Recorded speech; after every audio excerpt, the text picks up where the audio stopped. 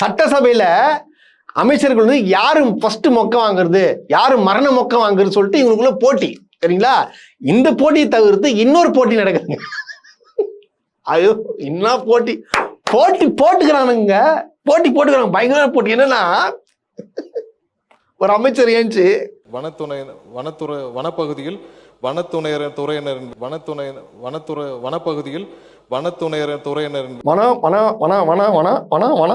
வனவா என்ன வன இப்படிதாங்க படிக்கிறாரு. வனத்துறை. இதுல யாரு பார்த்தா இதுலயும் காம்படிஷனுக்கு கலந்துக்கிறது யாரு பாத்தீங்கன்னா நம்முடைய காஃப்குமார், நிர்மல் குமார் வந்து கலந்துருக்காரு.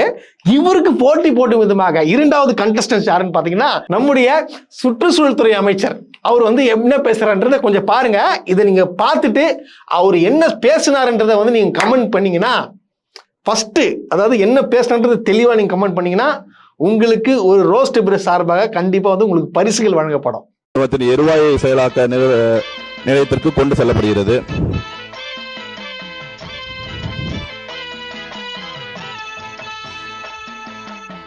தற்போது இந்த இந்துஸ்தான் ஆயில் நிறுவனமானது மேற்கூறிய கடல்சார் எண்ணெய் மற்றும் எரிவாயு வளாகத்தில் கூடுதலாக 4 மேம்பாட்டு கிணறுகள் துளையிடும் திட்டம் நிறுவுவதற்காக உத்தேசித்துள்ளது. மத்திய அமைச்சகத்தின் இத்திட்டத்திற்கான வரையறை நிபந்தனை டேர்ம்ஸ் ஆஃப் ரெஃபரன்ஸ் 21/8/2022